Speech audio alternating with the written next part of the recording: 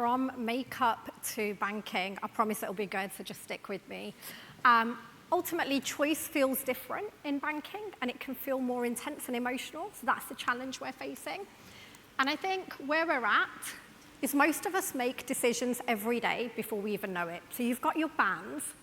Put your band on red if you have made 5 decisions this morning. Just 5. Oh, wow, some of you are living a really good life. I need a bit of that. Right. Keep your wristband red if you've made more than 10 decisions this morning. Wow, okay. I think I've made about 25 decisions already this morning. It all included what to wear, what route to go down, what I wanted to get in prep earlier, even the chair I was going to sit in, even though they were clearly labeled.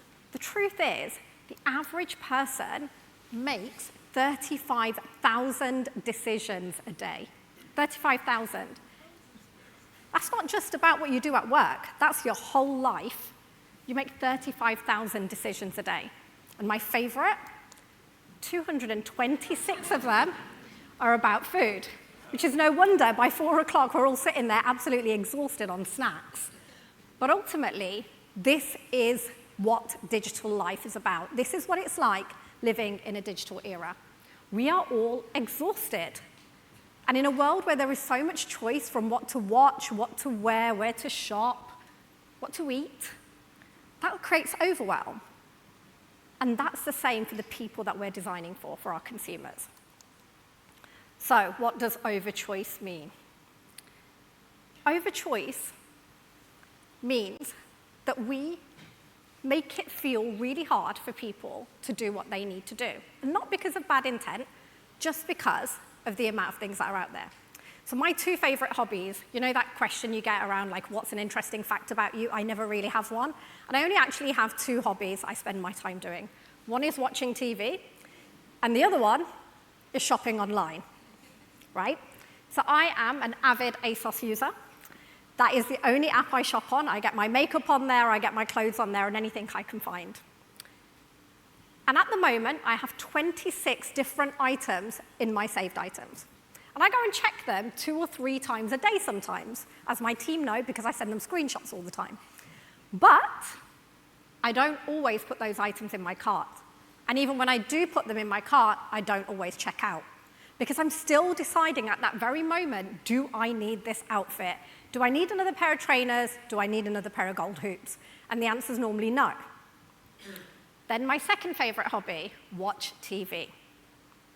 So every night when I get home, I'll sit there and think about what I want to watch. And when I switch my Skybox on, there is so much choice available. And I can pick whatever I want. But 82% of users still spend 10 minutes trying to figure out the exact thing they want to watch. And if you're like me, I'll even start it and then go, nope, not in the mood. And most of us just land on putting Friends on in the background and getting on with life, because that's what happens, right?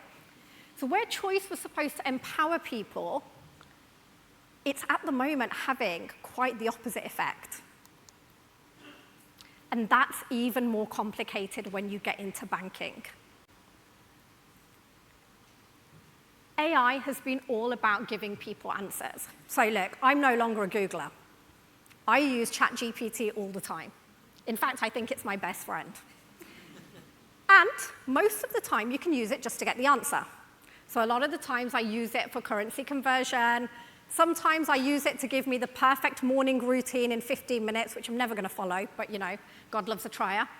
But I like to use AI for that. But that's not going to be enough. Because if you want answers, you can use a calculator. If you want answers, you can use any other app. In a world where there's so much choice, people don't want the answer. They want to be guided through things. Right. That's really complex in financial situations, but let me bring it back to life in something that's more interesting. Dating apps. I won't ask anybody to put their band on a color if you've been on a dating app or are on one.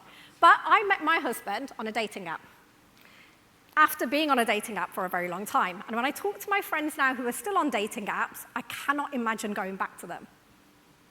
So on a dating app, you can make choices by location, height, which was my key factor, age, star sign, music choice, whatever you want.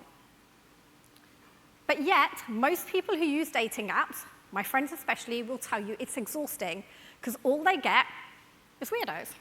And if you're like me, you marry one of them. But basically, what people want on a dating app is not more matches. They want an algorithm that understands them. So AI isn't about giving the answer. It's about giving guidance in a way that's different. And what does that look like for us at Lloyds Banking Group, and what are we thinking about? So we've got AI already embedded in the app. You want to ask a question? We'll give you the answer, no problem. Will it always be perfect? Maybe not. Will it take you a few attempts? Maybe. That's what you get everywhere. We can't compete there forever, nor will our customers expect that that will be enough. So when you've got complex financial decisions, what we want to do is build trust. And for us, that means showing up differently than we do today. And there's 3 core pillars. So first is transparency, telling customers why we're suggesting the things that they should do or decisions they should make. The second really goes beyond that, and it's about consent. Customers don't want to be told what to buy, especially when it comes to money. Money is emotive, and it's very, very personal. And I think thirdly, and what most people think about banks in particular, are you doing this for you, or are you doing this for me? And they're the things that we are faced with in a challenging environment. So that example there is where we've got an AI agent embedded into our sales journeys. When you're buying a product, whether that's something really big and emotional like buying a house, or you're extending your overdraft, those 2 things feel very real and different for different customers, and we can be there to help. But we have to earn the right to play there and make sure that the customer feels we are guiding them through in a very trusted way. So then comes the P word. Everyone talks about personalization. So what does personalization look like today? It's giving you more of what it thinks you need when you show up somewhere. If I buy a pair of orange trainers, then I'm shown 20 different pairs of brightly colored trainers. I went on Amazon recently and bought weed killer. Don't ask, I didn't use it. But anyway, I bought weed killer. Amazon then proceeded to show me 3 different brands of weed killer and a garden hose. No thanks, I don't need that. What I need you to understand is what's important to me. What I need AI to start doing is understanding me. What if AI was able to be more intimate? What if it was emotional? What if it was contextual? What if it gave you real meaning? And that means knowing when not to show up, especially when it comes to banking. We need to know when not to prompt people. We need to know how to talk your language, not talk to you like you're a segment. Everyone's talking about segmentation. And earlier we heard about segment of 1. How I like to be spoken to is completely different to other people who might be in my segment. And what AI really, really needs to do is build trust through resonance. So at Lloyds, we could say, here's 5 loans. Or we could say, based on your goals, here's the right products for you, curated based on your needs and what you're trying to achieve out of your life. We could also say, hey, you're going over your overdraft. Or we could say, what is causing that to happen that has changed in your spending habits? That's how we're going to build trust. So in a world where we don't want to ask AI what it can solve, and we want to ask AI what it can understand, what does that look like? Everyone's using AI, but the biggest differentiator won't be speed. Whenever I talk to my teams, whenever I talk to people, in most industries, everybody's talking about first to market, everyone's talking about speed to market. And when it comes to AI, people want to be the one that gives the fastest answer. Speed won't be the differentiator. It will be trust. And it will be trust based on knowing you.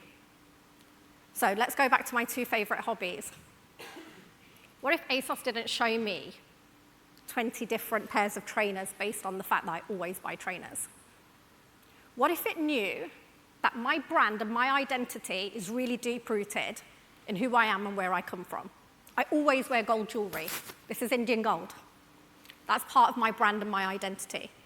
What if it knew to never show me silver jewelry? What if it knows that the only earrings I wear are gold hoops? What if it knows that my whole style is oversized? And so everything is curated based on who Taz is. But what if it knows that holiday Taz is a little bit different? And so when it knows that holiday Taz is going on holiday, it shows us something different. What if Sky didn't show me all the shows that it has? What if it knew that most of the time the conversation in my house between me and my husband on the sofa, very real last night, do you want to watch something that we've committed to watching, or are you too tired from work, Taz, and do you want to zone out? Do you need TV that's going to zone you out and you can scroll on your phone?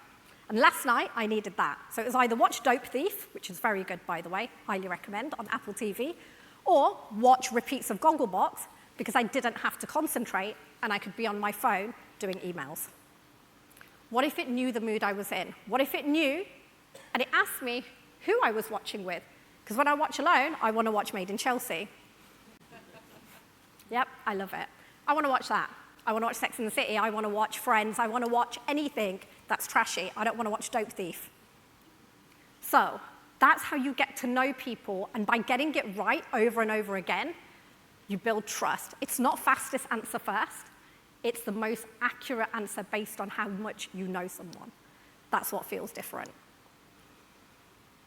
And so the challenge for us as we design for customers, whether you're in retail, whether you're in media, whether you're in finance, is not to be faster. It's to think about how we'll scale intimacy. Can we scale intimacy? Is that even possible? And scaling intimacy in a world that is filled with choice is going to be hard. But to get intimacy right is how we build trust. Then the challenge will be to build AI in a world where people are already engaging with so much technology that it doesn't overwhelm them as another thing to use, or learn to use, or have to use. By 2030, 80% of our interactions will be on AI.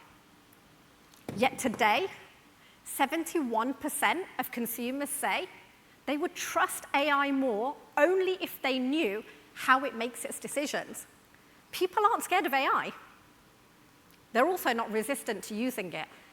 What they do want to know is why and how it gave them the answer that it did. So the challenge for all of us and the plan is not to do more of what we're doing. We've got to stop AI designing things to end the conversation. Because today, AI gives the answer, and that's it, conversation over.